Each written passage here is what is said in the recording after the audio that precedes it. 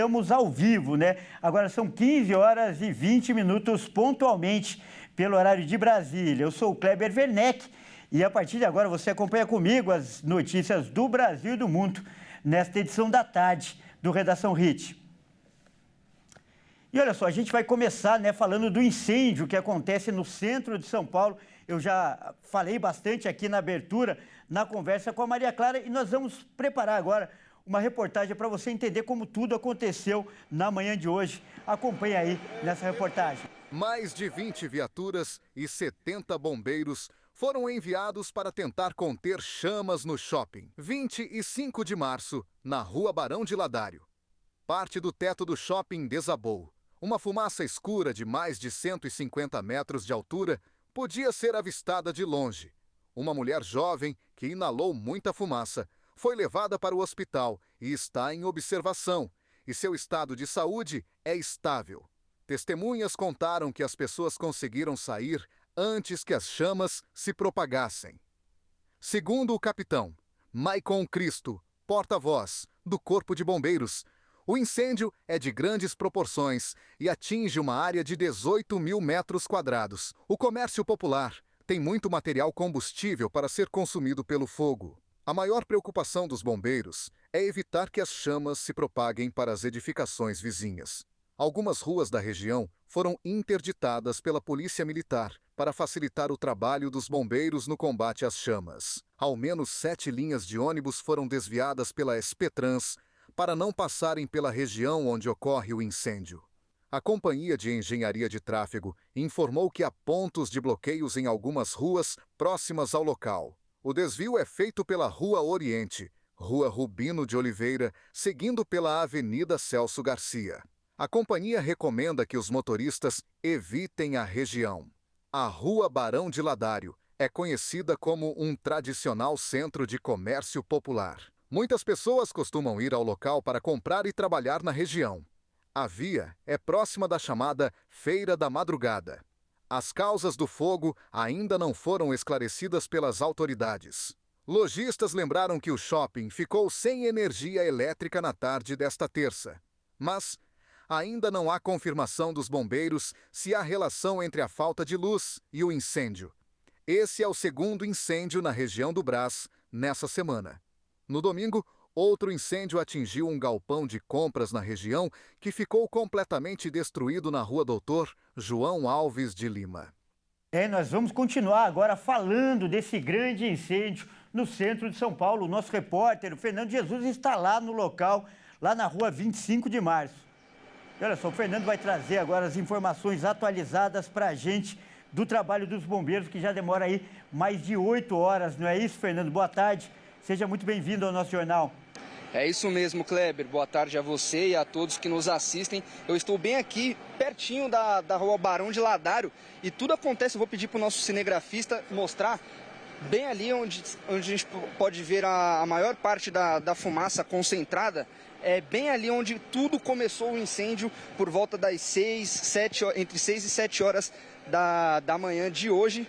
E podemos ver aqui o Corpo de Bombeiros continua aqui fazendo o seu trabalho, afinal o fogo ainda é um fogo de grandes proporções, eles ainda não conseguiram conter as chamas e são mais ou menos 24 viaturas e 76 profissionais que estão atuando aqui, né, no incêndio. E temos muitos profissionais atuando aqui para poder conter esses incêndios e, como a gente viu na matéria agora há pouco, a maior preocupação dos bombeiros, das equipes que estão atuando aqui, é não deixar o fogo se espalhar para as edificações vizinhas e tentar conter o fogo apenas lá no shopping onde o incêndio começou. E uma das informações que a gente conseguiu aqui é que, a princípio, este incêndio começou com um curto no ar-condicionado. E a gente também teve uma informação de que a vistoria deste shopping está vencida desde o mês de agosto deste ano. O cheiro de fumaça por aqui é bem forte, como a gente pode ver, é muita fumaça, realmente é uma fumaça muito forte, bem cinzenta. E o cheiro chega até a incomodar, Kleber, é um cheiro muito forte de fumaça. Muitas pessoas aqui estão usando até mesmo máscara para não estar inalando essa fumaça e poder não não poder prejudicar mais pessoas que estão por aqui. Eu vou continuar por aqui, Kleber, para ter um pouquinho mais de informação, quem sabe até mesmo conversar com alguém. A gente sabe que foram perdas apenas materiais, muitas perdas materiais, bastantes mercadorias foram perdidas. E a gente sabe que nessa época de final do ano, as compras são feitas por agora para vender agora no final de ano. A gente sabe que a Black Friday está chegando, tem as compras de fim de ano como Natal e Ano Novo. Então muita mercadoria de final de ano foi perdida, mas foi só perda material. Não temos nenhuma informação de vítimas e nem de mortes. É com você no estúdio, eu vou continuar por aqui para trazer mais informações. Tá certo, Fernando, muito obrigado pela participação. Daqui a pouco eu te chamo de novo. E olha só, um vídeo, né, que foi gravado pelos lojistas lá da 25 mostra o momento, né, de gritaria e de desespero quando começou o incêndio lá no shopping 25 de março, lá no Brás. Vamos ver agora essas imagens.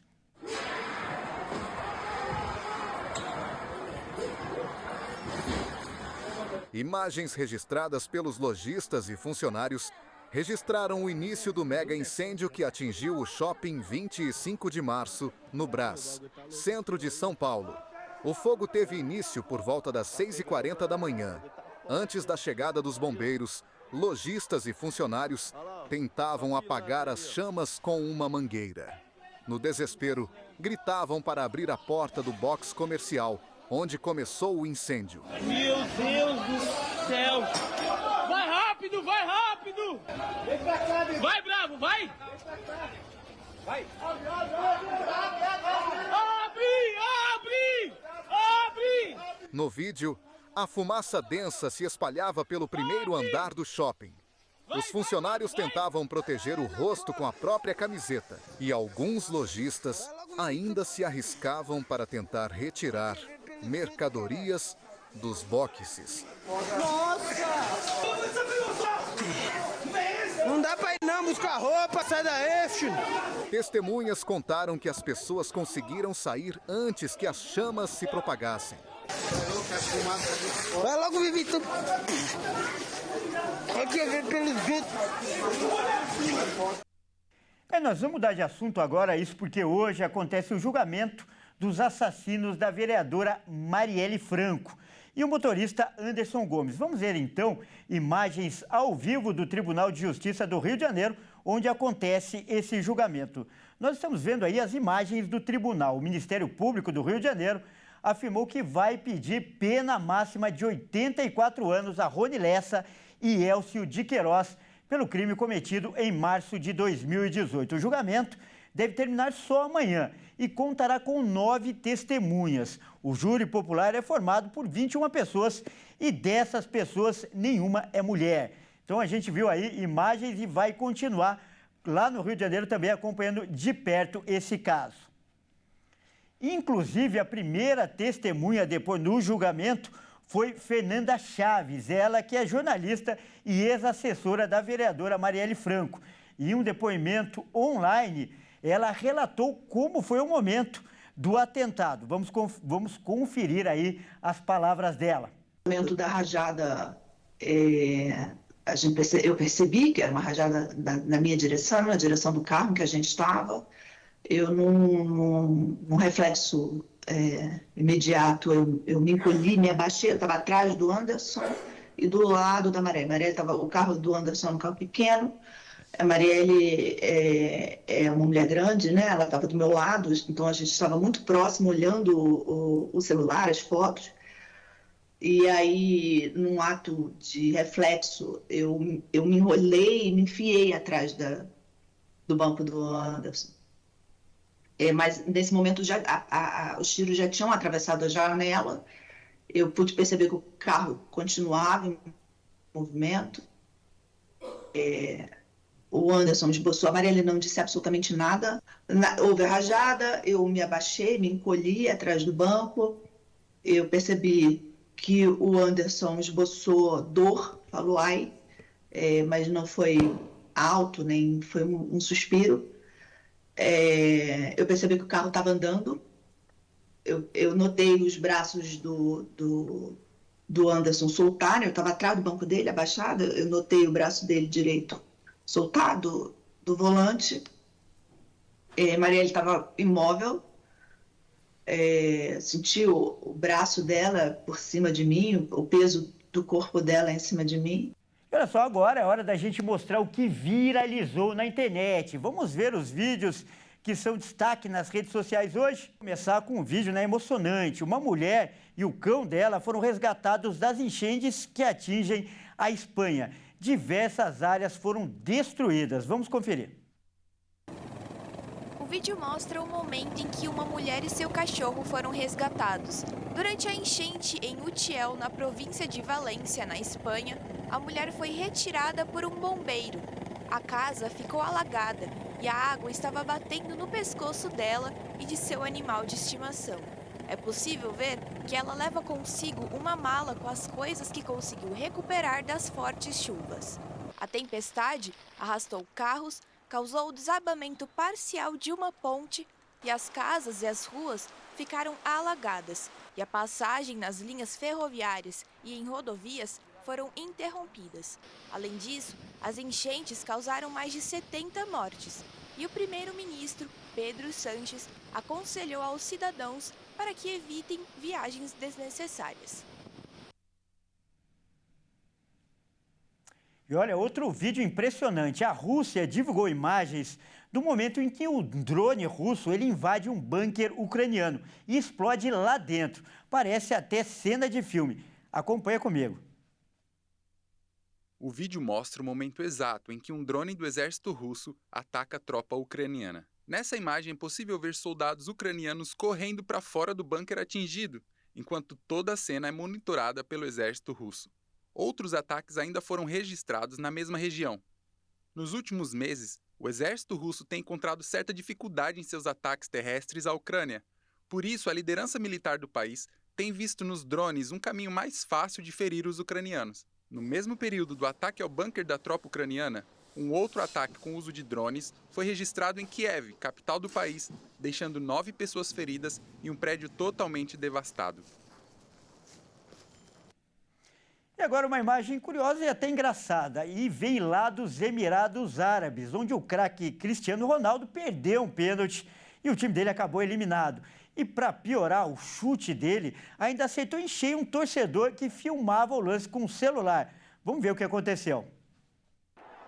Cristiano Ronaldo, o maior artilheiro ainda em atividade no futebol, não fez jus a esse título na última partida e perdeu um pênalti importantíssimo, vendo seu time ser eliminado da Copa do Rei Saudita. Quem saiu mais triste ainda do jogo foi um jovem torcedor que estava atrás do gol, onde CR7 perdeu a penalidade. Isso porque o craque encheu o pé na cobrança e a bola subiu por cima da trave, atingindo diretamente o adolescente que estava filmando o lance com seu celular. No vídeo é possível ver o momento que o jovem até perde seu smartphone devido à força do chute. Com certeza esse é um jogo para o jovem esquecer. Ou não, já que dificilmente mais alguém vai ser atingido por um chute errado do maior artilheiro da atualidade. E nós vamos voltar lá para o Rio de Janeiro, afinal, um dos principais assuntos do noticiário hoje é o julgamento do caso Marielle Franco. E agora é o repórter Anderson Nascimento, que está lá acompanhando tudo de perto, que vai trazer mais informações para a gente. Após 6 anos e meio da execução da vereadora Marielle Franco e do motorista Anderson Gomes, os assassinos confessos começaram a ser julgados nesta quarta-feira aqui no Rio de Janeiro. Todo o juízo deve durar por cerca de 2 dias. O julgamento está acontecendo no 4º Tribunal do Júri, no centro do Rio. Estão agendados 2 dias para serem ouvidas 9 testemunhas, sendo 7 delas indicadas pelo Ministério Público. Os assassinos também serão ouvidos por videoconferência dos presídios onde estão presos. O júri do caso será formado por 21 pessoas comuns, das quais 7 foram sorteadas na hora. Ao todo, eram 5 homens e 2 mulheres, mas mas a defesa de Rony Lessa e Elcio de Queiroz, os acusados, recusaram as mulheres sorteadas, fazendo com que o corpo dos jurados ficasse composto apenas por homens. Os acusados respondem por duplo homicídio triplamente qualificado e pela tentativa de homicídio contra Fernanda Gonçalves Chaves. A dupla de ex-policiais militares assumiram que foram os executores do crime que tirou a vida de Marielle e de Anderson.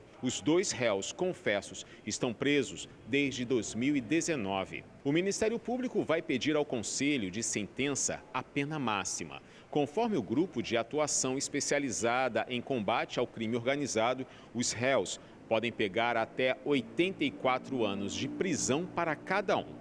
Todo o julgamento está sendo transmitido ao vivo pelo canal do Tribunal de Justiça do Rio de Janeiro no YouTube.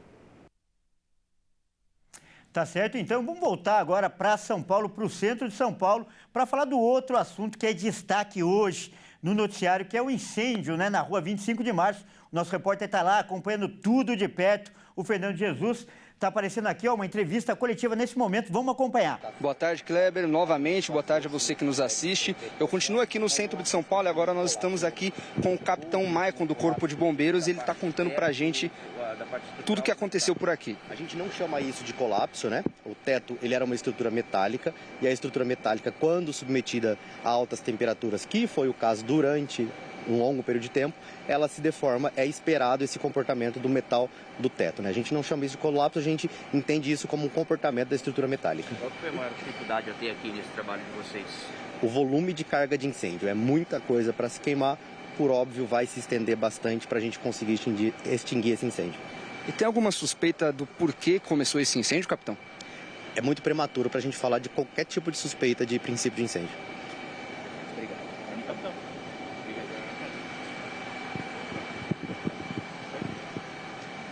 Eu perdi ali. Você tá... Aí, então, a gente está acompanhando aí imagens lá do centro de São Paulo, dá para ver a fumaça muito densa aí, o capitão do Corpo de Bombeiros aí falando dos motivos, os possíveis motivos, claro, como o capitão falou, ainda é muito cedo para tirar conclusões. O objetivo, a prioridade agora é atender aí, controlar as chamas. Vamos voltar lá, ouvir mais aí da declaração do bombeiro. Então, essa chance não existe mais. Então, o público aqui pode ficar despreocupado que não vai atingir outros incêndios. O foco é apenas agora no shopping onde tudo começou. Não precisa mais ter essa preocupação de propagação de incêndio. Agora a gente só precisa extinguir o fogo que já existe.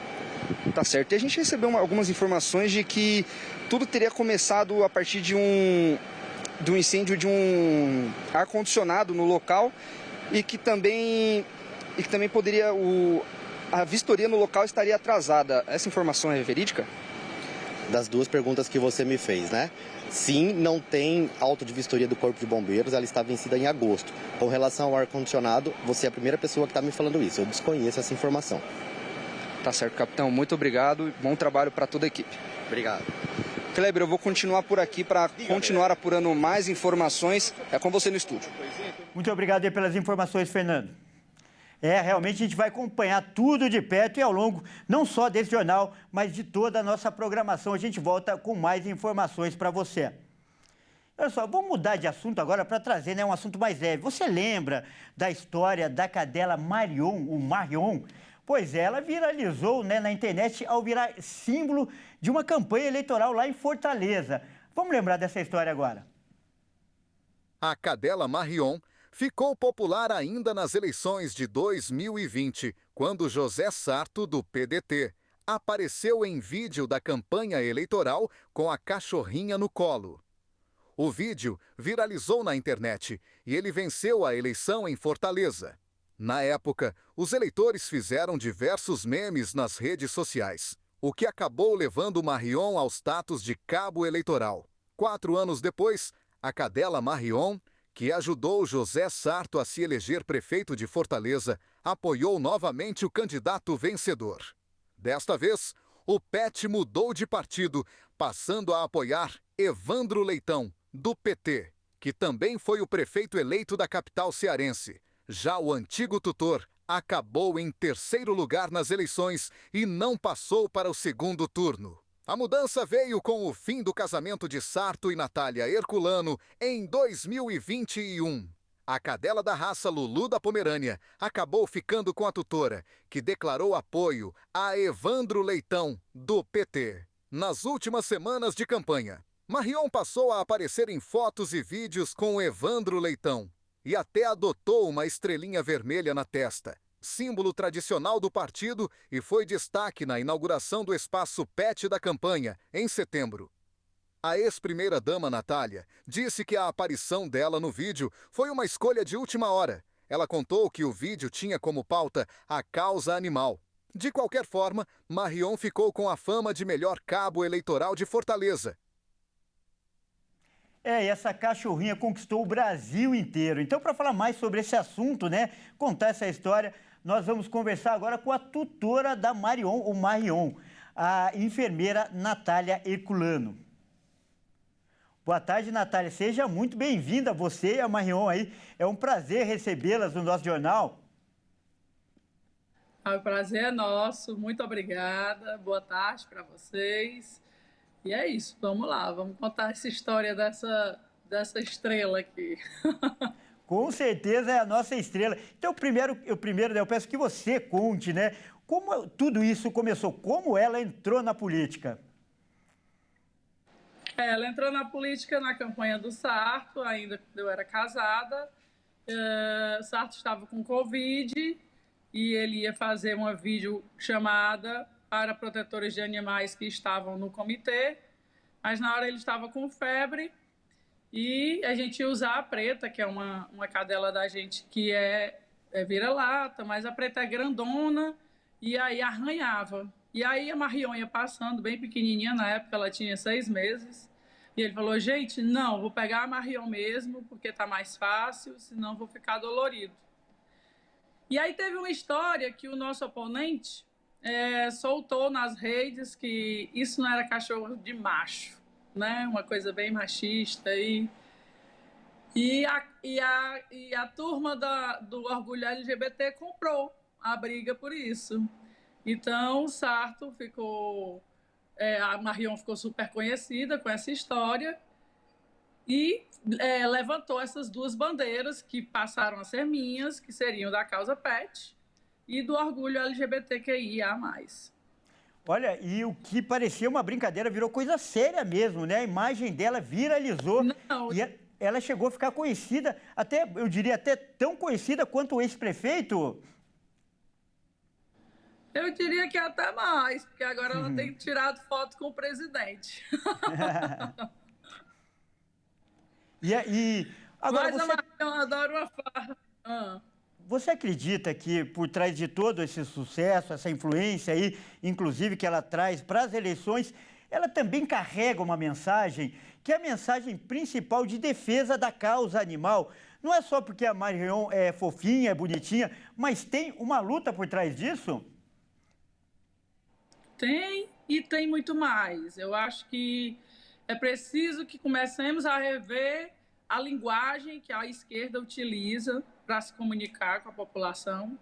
E a Marion traz essa leveza, traz essa brincadeira, traz o TikTok. Então, eu acredito que os políticos, digamos assim, da velha guarda, não têm ainda sentido esse start da brincadeira, da dancinha, da gracinha que a Marion traz. E isso é muito bacana para a eleição, já que são tempos tão difíceis.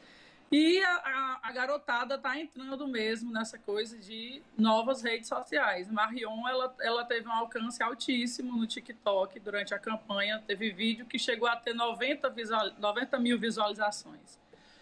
Então, a Marion traz essa questão, né? Fora que ela não só pela causa PET, mas ela também foi adotada pela causa LGBTQIA+. Tá certo. Como você falou, talvez aí essa nova linguagem, a falta de conhecimento dessa nova linguagem explique tamanha abstenção nessas últimas eleições. A abstenção foi recorde, né? Em alguns locais ficou até no nível da pandemia. E quem sabe com essa nova linguagem, as pessoas, principalmente os jovens, né, se sintam estimulados a votar, a exercer a cidadania, não é mesmo? Exatamente. Tanto que candidatos jovens de partidos de direita tiveram muitos acessos justamente porque conseguiam, né, atingir essa linguagem, conseguiam entregar essa linguagem que a esquerda ainda não conseguiu dosar exatamente. Nós estamos aprendendo, mas ainda há um caminho a ser percorrido. Nós acabamos de conversar, né, com a enfermeira Natália Herculano, ela que é tutora dessa simpática cadelinha Marion. Muito obrigado pela sua participação e parabéns aí pela sua contribuição diferenciada para a política.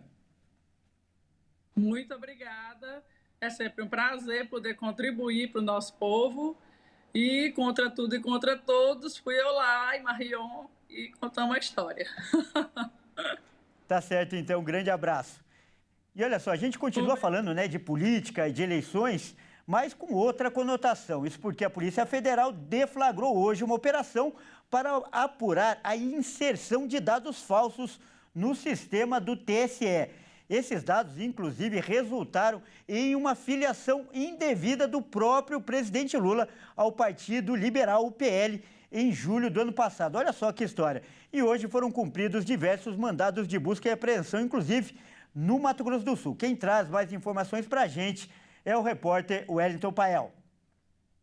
A operação em Filiatio foi deflagrada pela Polícia Federal por volta das 6 horas da manhã de hoje para cumprir um mandado de busca e apreensão em uma casa na cidade de Fátima do Sul, que fica aqui no interior de Mato Grosso do Sul. Ou na residência em que mora uma família, foi apreendido um aparelho de telefone celular e também um computador. Ninguém foi levado do local, mas por conta do conteúdo encontrado nesses equipamentos, essas pessoas devem ser ouvidas depois de forma virtual por policiais federais de Brasília, no Distrito Federal, que é onde as investigações são conduzidas. A suspeita é de que pode ter saído dessa casa um cadastro indevido de filiação do atual presidente Luiz Inácio Lula da Silva ao PL, o Partido Liberal, isso em julho de 2023. Em uma nota oficial, a PF divulgou que o objetivo da operação é apurar a inserção de dados falsos no Filia, que é o sistema de filiação partidária do TSE, o Tribunal Superior Eleitoral. O caso teria chegado à PF através de uma notícia crime feita pelo próprio TSE, que identificou essa filiação falsa em nome do presidente. Ainda segundo a PF, não houve uma invasão no sistema do tribunal. O que aconteceu foi um pedido de filiação partidária fraudulenta em nome de Lula, usando dados falsos, o que foi percebido pelo tribunal depois de uma etapa de moderação realizada por um funcionário do Partido Liberal, cuja atuação também é apurada. As investigações apontam que o nome do presidente foi usado desde o momento inicial do procedimento de filiação, quando o cidadão interessado em ingressar na sigla... É o Caio Veríssimo. Boa tarde, Caio. Seja bem-vindo. E a gente vai começar falando de seleção brasileira, afinal, na próxima sexta-feira, o técnico Dorival Júnior faz uma nova convocação. Ué, se der tempo... Eu acho que dá, porque só tem... Os endereço, telefone de contato e e-mail, além de confirmação dos dados e aceitação dos termos de uso.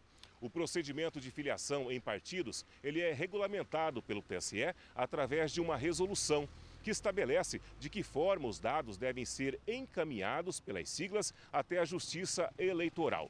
Os envolvidos no caso devem responder por crimes como invasão de dispositivo informático, falsidade ideológica e falsa identidade. As investigações continuam para identificar se houve outras fraudes e as motivações dos criminosos. E agora é hora da gente falar de esportes aqui no Redação Hit. E quem traz as informações está aqui ao meu lado, é o Caio Veríssimo. Boa tarde, Caio. Seja muito bem-vindo. E a gente começa, né, falando da seleção brasileira. Afinal, na próxima sexta tem convocação. E o Dorival Júnior, o treinador, já confirmou que o Neymar está fora. Aí uma notícia não muito boa para os fãs dele, não é isso, Caio? Pois é, o projeto Neymar na seleção vai ficar mesmo para 2025, Kleber. Uma boa tarde a você, boa tarde a todos que nos assistem. Bom, apesar do craque já ter voltado a jogar, ele ainda está totalmente sem ritmo de jogo. Então Dorival e a comissão técnica da seleção adiou por mais um tempo a volta do camisa 10. Na sexta-feira, dia 1 de novembro, Dorival Júnior vai fazer uma nova convocação para as eliminatórias da Copa do Mundo de 2026. E teremos novidades. Rodrigo, que está em fase final de recuperação de uma lesão na coxa, já treina com bola no Real Madrid e está na pré-lista de convocação, diferente de Neymar, que foi vetado. Apesar de já ter voltado aos gramados no Al Hilal e ter sua recuperação aprovada pelo médico da seleção, Dorival Júnior entende que o brasileiro precisa de mais ritmo de jogo e que uma viagem ao Brasil nesse momento poderia atrapalhar o seu processo de recuperação. Neymar não seria titular, então Dorival, em conjunto com a diretoria da seleção e com a aprovação do próprio jogador, prefere que ele mantenha o trabalho desenhado pelo Al Hilal. Outra novidade na pré-lista de convocação é o lateral direito Dodô, da Fiorentina. Apesar de boa participação de Wanderson na data FIFA de outubro, Dorival segue de olho em outras opções para a lateral direita. Revelado pelo Curitiba e com passagens por Shakhtar Donetsk da Ucrânia e Vitória de Portugal, o jogador de 25 anos está na Itália desde 2022. A convocação será na próxima sexta, às 15 horas, na sede da CBF no Rio de Janeiro. No dia 14, após treinos em Belém, a seleção enfrenta a Venezuela em Manturim às 17 horas. Já no dia 19, o adversário é o Uruguai às 21h45 na Fonte Nova, em Salvador. Vamos falar agora de um assunto desagradável, mas infelizmente faz parte do futebol, que é a violência. Algum tempo atrás, a gente falou aqui sobre aquela confusão entre as torcidas do Palmeiras e do Cruzeiro, que, aliás, acabou até em morte. Triste fim, né? Hoje, a Federação Paulista decidiu punir a Mancha Verde. Conta pra gente essa história, Caio. Pois é, né? Que notícia chata que a gente tem que dar aqui, né? Bom, a Federação Paulista decidiu proibir a torcida organizada, a Mancha Verde, de frequentar os jogos do time aqui no estado de São Paulo. Vamos ver. A Federação Paulista de Futebol anunciou nesta quarta que acatará a recomendação do Ministério Público e vai proibir a entrada da Mancha Verde, principal torcida organizada do Palmeiras, de frequentar estádios em São Paulo. Com isso, os membros podem ir aos jogos, mas não estão autorizados a usar nenhum adereço ligado à mancha. A decisão surge após o Ministério Público solicitar à Justiça a prisão temporária de 6 membros da Mancha, que estão sendo investigados pelo envolvimento na emboscada à Máfia Azul, maior organizada do Cruzeiro, que resultou na morte de um torcedor e ferimentos em outros 17. Durante o ataque, 2 ônibus foram vandalizados. Um deles foi incendiado e o outro depredado. A torcida, por sua vez, declara em nota que não se responsabiliza por ações isoladas de palmeirenses envolvidos no ataque. Dos 6 palmeirenses que tiveram prisão temporária solicitada, 3 ocupam posição de liderança na torcida organizada, de acordo com o Ministério Público e a DRAD. A portaria foi publicada por Fábio Barbosa Moraes, diretor executivo do Departamento de Segurança e Prevenção de Violência da Federação Paulista, e não estipula um prazo para se encerrar a punição. E vamos falar de mais um confronto que também promete ser tenso. Hoje, no jogo do Peñarol e Botafogo, sai o adversário do Atlético Mineiro na final da Libertadores. E depois de toda a confusão na primeira partida no Rio de Janeiro, teve até mudança de estádio para a partida desta noite, Caio. Esse foi o jeito que a Conmebol achou para que as duas torcidas pudessem comparecer ao jogo, né, Kleber? Bom, a partida ia acontecer no Campeón del Siglo, que é o campo do Peñarol, e agora passou para o estádio Centenário. Vamos ver. O Peñarol vai receber o Botafogo nesta quarta às 21h30 no estádio Centenário, em Montevidéu, pelo jogo de volta da semifinal da Libertadores. O duelo inicialmente seria realizado no estádio Campeón del Siglo, casa do Peñarol, mas o palco foi modificado por questões de segurança, conforme orientado pela polícia uruguaia. A medida de precaução se deve após o conflito da torcida do Peñarol no Rio de Janeiro na semana anterior. A decisão foi tomada depois de um dia inteiro de tensões entre Conmebol, o governo do Uruguai, a Associação Uruguaia de Futebol e os clubes envolvidos. O novo local da partida do jogo pertence à prefeitura da capital. A Conmebol acrescentou em nota que a responsabilidade pela realização do jogo, incluindo a segurança e os custos da mudança do estádio, seguem sendo do clube mandante. Após vencer o jogo de ida por 5-0, o Glorioso busca manter o bom desempenho em busca de garantir a sua inédita vaga na final da Libertadores.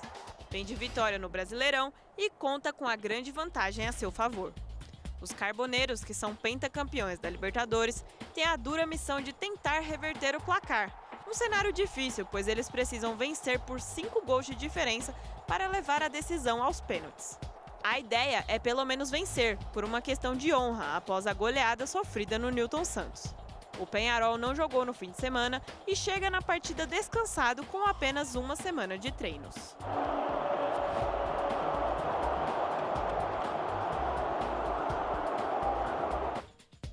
Tá certo, então, e claro, nossa torcida será toda para o Botafogo.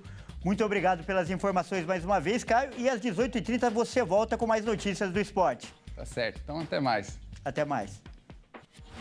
Olha só, alguns países possuem legislação que proíbe o uso de aparelhos de celular, aparelhos telefônicos nas escolas, como é o caso da França, a Holanda e a China. Aqui no Brasil, a Comissão de Educação da Câmara dos Deputados aprovou hoje um projeto que também prevê a proibição do uso do celular nas escolas públicas e também privadas. Agora o texto segue para análise da Comissão de Constituição e Justiça. Vamos ver.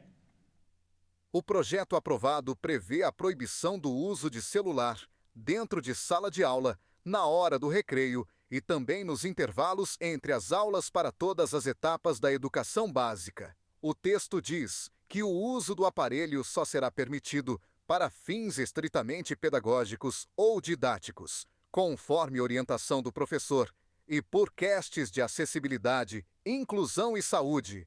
A proposta, de autoria do deputado Alceu Moreira, tramita na Câmara desde 2015. O assunto ganhou mais força quando o Ministério da Educação informou que estava preparando uma medida para proibir o uso de celulares em escolas públicas. Segundo o parecer do relator, deputado Diego Garcia, a proibição para alunos do ensino infantil e de anos iniciais do fundamental tem o objetivo de proteger crianças e adolescentes e prevenir de possíveis abusos, além de evitar futuros problemas, tanto de ordem individual quanto social. O porte dos aparelhos eletrônicos no ambiente escolar será liberado apenas para alunos dos anos finais do ensino fundamental e do ensino médio. O projeto também prevê que os estabelecimentos de ensino devem disponibilizar espaços de escuta e acolhimento para receberem alunos ou funcionários que estejam em sofrimento psíquico e mental, principalmente decorrentes do uso exagerado de telas e por nomofobia, que se refere ao medo ou ansiedade pela falta de uso do celular. Bom, é isso aí. Essa edição fica por aqui. Eu agradeço demais pela sua companhia. Você que não está na Rede TV, não é de São Paulo, fique agora com a sua programação local. Ótima tarde e até mais.